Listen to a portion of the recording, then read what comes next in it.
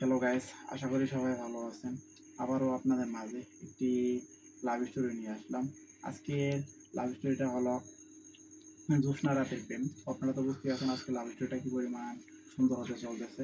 তো একদিন রাতের বেলা আমি বাসার ছাদে বসেছিলাম আর আকাশে তারা দেখতেছিলাম।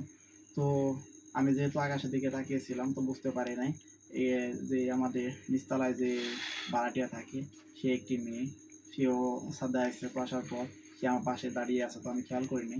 আচমকা তার দিকে তাকাতেই দেখি যে সে মেয়েটি একটু ভয়ই পাই আমি, কারণ এত রাতে সে ছাদে কি করে। তো আমি একটু নিজেকে তারপরও একটু সান্ত্বনা দিতে আমি তার সাথে কথা বলি আর বলি যে এত রাতে ছাদে কি। তো সে বলে যে তার নাকি ঘুম পাইতেছিল না আর সে নাকি এমনি তার জন্য বের হয়ে আসছে এই জায়গায়। তো আমাকে বলতেছে উল্টা যে আপনি ঘুমান নাই কেন এখনো।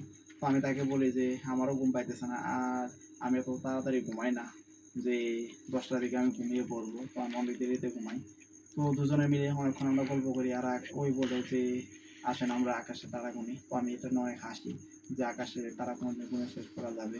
তো সে আমাকে বলতেছে যে দুজন যদি চাইতো তাহলে সমস্যা নাই, তারা অবশ্যই গুনতে পারবো।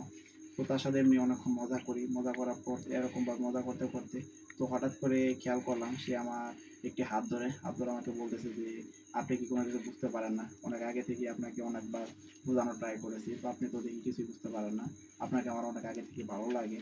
তো আমি ভাবছিলাম যে তো আপনি আমাকে বলবেন, তা দেখে আপনি কোনো কিছু বুঝতেই পারেন না, তো ওটা আপনাকে আমার বলতে হলো। তো আমি নিজে মাথাতে তাকিয়ে থাকি আর সব কিছু শুনতেছিলাম, কারণ রাত অনেক হয়েছিল, কেউ যদি এসে পড়ে তো অনেক সমস্যা হয়ে যাবে। তো আমি তাকে বলি যে আচ্ছা তুমি নিচে চলে যাও, তো অন্য কোনো তোমার সাথে কথা বলবো। তো আপনারা এতক্ষণ পর্যন্ত যারা আমার লাভ স্টোরিটা শুনলেন তারা অবশ্যই আমার চ্যানেলটি সাবস্ক্রাইব করবেন, শেয়ার করবেন। আবারও দেখা হচ্ছে আপনাদের মাঝে পরবর্তী কোনো লাভ স্টোরি নিয়ে।